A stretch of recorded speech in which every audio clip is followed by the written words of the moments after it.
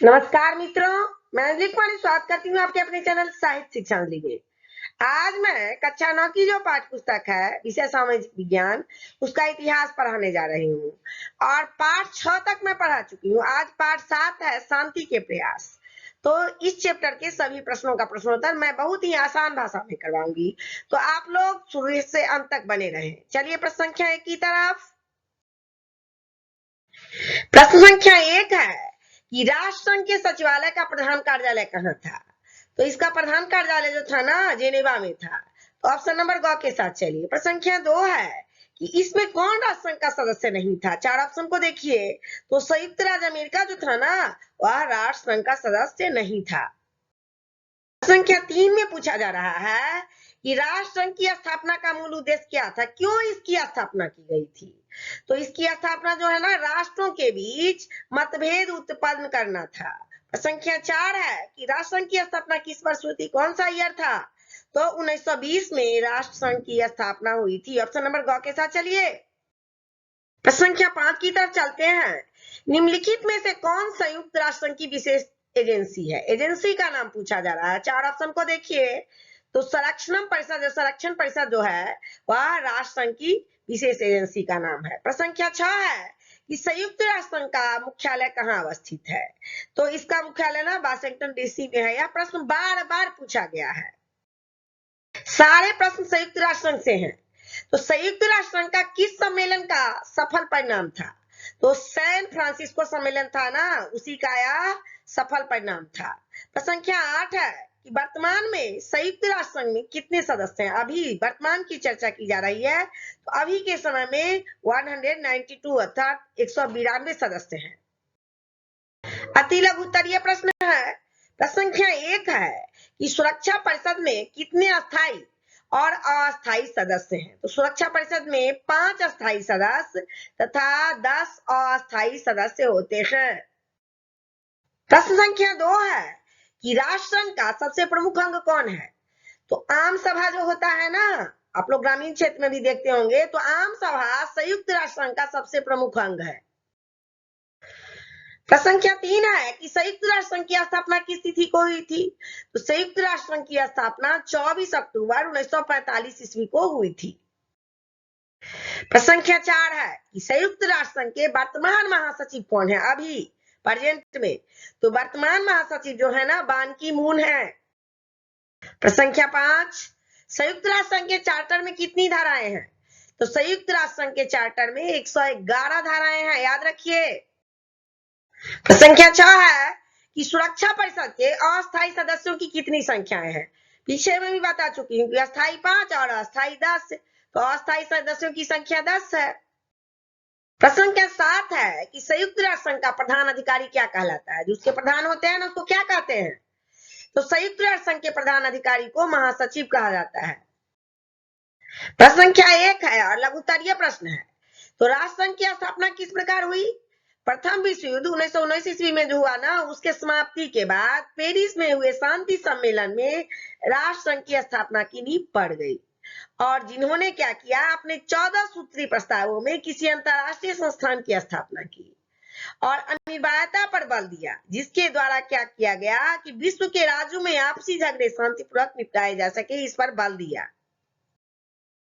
प्रश्न संख्या 2 है कि राष्ट्र संघ निशस्त्रीकरण के प्रश्न को सुलझाने में क्यों असफल रहा। अब यहाँ देखिए कि राष्ट्र संघ ने क्या किया कि अपने उद्देश्य की पूर्ति के लिए वह असफल रहा, पूर्ति में असफल हो गया। भावी युद्ध रोकने के लिए उन्होंने क्या किया, निशस्त्रीकरण की आवश्यकता थी भावी युद्ध को रोकने के लिए। और जर्मनी, इटली, जापान अपनी सैनिक शक्ति में लगातार वृद्धि कर रहे थे कि आने वाले युद्ध को रोक सके हम। और अमेरिका, रूस, फ्रांस, जर्मनी, इंग्लैंड आदि शक्तिशाली देश जो था ना, एक दूसरे को संदेह की दृष्टि से देख रहे थे कि कब आक्रमण हो जाएगा पता नहीं। और सभी देश अपने को अस्त्र से सपन्न करने में प्रयासरत थे कि हम अपने अस्त्र से सपन्न रहेंगे। प्रश्न संख्या 3 है कि राष्ट्र संघ किन कारणों से असफल रहा, किन्हीं 4 कारणों को बताएं। तो शक्तिशाली राष्ट्रों का अलगाव। यद्यपि राष्ट्र संघ की स्थापना में अमेरिका की महत्वपूर्ण भूमिका रही थी, तथापि वह स्वयं इसके सदस्य नहीं बना, इसके कारण असफल रहा। दूसरा है कि राष्ट्र संघ का दुरुपयोग। राष्ट्रसंघ की नीतियों एवं उद्देश्यों को सफल बनाना वरन अपने साम्राज्यवादी एवं पूंजीवादी हितों को पूरा करना अधिक था। वह पूंजीवादी हित को पूरा करना चाहता था। तीसरा है विश्व आर्थिक मंदी। 1929 से 1930 की आर्थिक मंदी ने सभी राष्ट्रों को अपने देश की आर्थिक हितों की चिंता थी। आर्थिक स्थिति बहुत कमजोर हो गई थी, पैसे का अभाव हो गया था, अतः परस्पर सहयोग की भावना नहीं रही। फिर चौथा है कि राष्ट्रसंघ के गठन में दोष। शक्तिशाली देश जो थे ना, वो शक्तिशाली देश केवल अपने हितों की सुरक्षा में लगे रहते थे। ऐसा नहीं होना चाहिए। शक्तिशाली है तो दूसरे को भी देख लेंगे थोड़ा सा, लेकिन अपने हित की सुरक्षा में लगे रहते थे, और यह एक कारण असफलता का रहा। इसी सब कारणों से राष्ट्रसंघ जो है वह असफल रहा। प्रसंख्या 4 है कि संयुक्त राष्ट्र संघ के उद्देश्यों एवं सिद्धांतों को लिखे। तो संयुक्त राष्ट्र संघ के निम्नलिखित उद्देश्य थे। उद्देश्य भी बताना है आपको, सिद्धांत भी। पहले उद्देश्य समझ लीजिए। और उद्देश्य क्या थे? शांति स्थापित करना, संसार के राष्ट्रों के मध्य बीच में मैत्रीपूर्ण संबंध बनाना। फिर आगे है कि विभिन्न राष्ट्रों की आर्थिक, सामाजिक और सांस्कृतिक समस्याओं का समाधान करना। ये सब क्या थे? उद्देश्य थे। अब सिद्धांत की तरफ बढ़ते हैं कि संयुक्त राष्ट्र संघ का क्या सिद्धांत था? राष्ट्रों की समानता के सिद्धांत पर यह संस्था आधारित रहेगी। और दूसरा था प्रत्येक सदस्य राष्ट्र संयुक्त राष्ट्र संघ के घोषणा पत्र का स्वागत करेगा। ये नहीं कि वो मानेगा वो नहीं मानेगा। और तीसरा है कि सभी राष्ट्र अपने झगड़ों का निपटारा शांतिपूर्ण ढंग से करेंगे। प्रसंख्या 5 है संयुक्त राष्ट्र संघ के गैर राजनीतिक कार्य कौन कौन से हैं? तो गैर राजनीतिक कार्यों के बारे में जानते हैं। ये कार्य है कि संयुक्त राष्ट्र संघ ने बाल संकट कोष की स्थापना कर विश्व के विभिन्न सदस्य राष्ट्रों में बच्चों की शिक्षा, भोजन, वस्त्र, चिकित्सा आदि की महत्वपूर्ण व्यवस्था की है। और दूसरा है कि स्वास्थ्य एवं चिकित्सा से संबंध क्षेत्र में भी विश्व के अनेक राष्ट्रों को संयुक्त राष्ट्र स्वास्थ्य संगठन द्वारा सहायता प्रदान किया जाता है अभी भी। प्रसंख्या 6 में संयुक्त राष्ट्र संघ की किन्हीं 4 राजनीतिक सफलताओं का उल्लेख करने के लिए कहा जा रहा है। तो देखते हैं कौन कौन से हैं। संयुक्त राष्ट्र संघ के निम्नलिखित राजनीतिक सफलताएं हैं। पहला है रूस। तो ईरान विवाद जो हुआ ना, रूस ईरान विवाद में ईरान में रूसी सेना जमी हुई थी, और 1946 ईस्वी में ईरान ने इसकी शिकायत सुरक्षा परिषद में की कि मेरे यहाँ से रूसी सेना जमी हुई है। और संयुक्त राष्ट्र संघ के हस्तक्षेप के बाद रूस ने ईरान से अपनी सेना हटा दी। दूसरा है कोरिया का संकट। तो उत्तरी रूसी प्रभाव क्षेत्र और दक्षिणी अमेरिकी प्रभाव क्षेत्र में बंटा था। और 1950 ईस्वी में क्या हुआ कि 1950 ईस्वी में उत्तरी कोरिया ने दक्षिणी कोरिया पर आक्रमण कर दिया। कब किया? तो 1950 में। फिर सुएज संकट। 1956 ईस्वी में सुएज नहर का राष्ट्रीयकरण पर बल दिया गया, और ब्रिटेन था फ्रांस इसके विरुद्ध हो गए, और इजरायल ने मिस्र पर आक्रमण कर दिया। संयुक्त राष्ट्र संघ के हस्तक्षेप से शांति व्यवस्था स्थापित की गई। जब वह बीच बचाव के लिए आया तो शांति व्यवस्था स्थापित हो गई। फिर नेक्स्ट है कि भारत पाक युद्ध 1965 ईस्वी में कब हुआ था? तो 1965 ईस्वी में हुआ था। तो 1965 ईस्वी में भारत पाकिस्तान युद्ध बंद कराने हेतु संयुक्त राष्ट्र संघ ने ठोस कदम उठाया। दीर्घ उत्तरीय प्रश्न की तरफ चलिए। प्रसंख्या 1 है कि राष्ट्र संघ की स्थापना की परिस्थिति का वर्णन करें। तो प्रथम विश्व युद्ध हुआ ना, उसके बाद अंतरराष्ट्रीय झगड़ों के शांतिपूर्ण हल एवं विश्व शांति की स्थापना के उद्देश्य से राष्ट्र संघ की स्थापना की गई, और यह अमेरिका के राष्ट्रपति वुडरो विल्सन के दिमाग की उपज थी। वुडरो विल्सन जो थे यह सोचे कि इसकी स्थापना की जाए, और 1918 ईस्वी में उन्होंने विश्व शांति की स्थापना के लिए 14 सूत्री सिद्धांत का प्रतिपादन किया, और इसके 14वें सूत्र में विश्व शांति बनाए रखने के लिए राष्ट्रों की संगठन की बात कही गई है। और प्रथम विश्व युद्ध के दौरान ही अनेक राजनीतिक इस प्रकार के संगठन की स्थापना पर बल दे रहे थे। ये सबके लिए अच्छा हुआ। राष्ट्र संघ किन कारणों से असफल रहा, वर्णन करने के लिए कहा जा रहा है। तो देखिए कि किन कारण से। 4 कारण का मैं वर्णन कर रही हूँ। शक्तिशाली राष्ट्रों का अलगाव। यद्यपि राष्ट्र संघ की स्थापना में अमेरिका की महत्वपूर्ण भूमिका रही, तथापि वह स्वयं इसका सदस्य नहीं बना। दूसरा है कि राष्ट्र संघ का दुरुपयोग। राष्ट्र संघ की नीतियों एवं उद्देश्यों को सफल बनाना कम वरन अपने समाजवादी एवं पूंजीपति हितों को पूरा करना अधिक था। तीसरा है विश्व आर्थिक मंदी।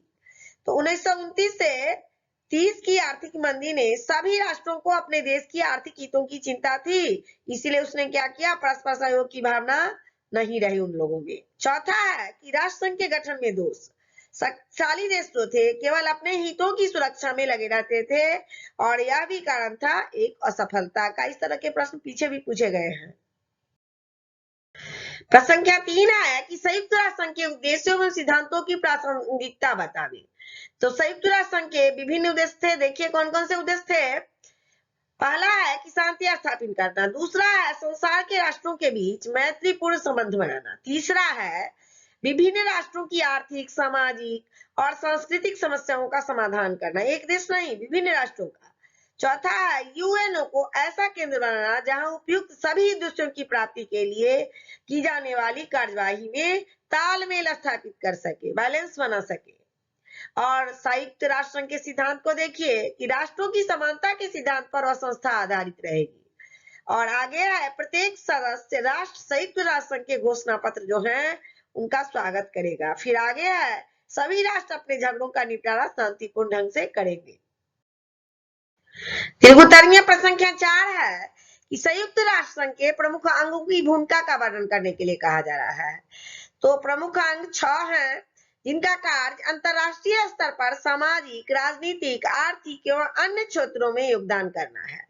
ये प्रमुख अंग निम्नलिखित है। अंगों की चर्चा की जा रही है। आम सभा, यह क्या होता है आम सभा, कोई पूछेगा तो क्या बताइएगा कि यह जो है ना संयुक्त राष्ट्र संघ का सबसे प्रमुख अंग है।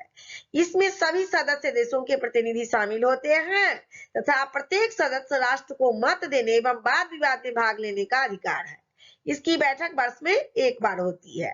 सुरक्षा परिषद में क्या होता है, यह इकाई अंतरराष्ट्रीय शांति एवं सुरक्षा के लिए 5 अस्थायी और 10 अस्थायी सदस्य होते हैं इसमें सुरक्षा परिषद में, पीछे भी मैं बता चुकी हूँ।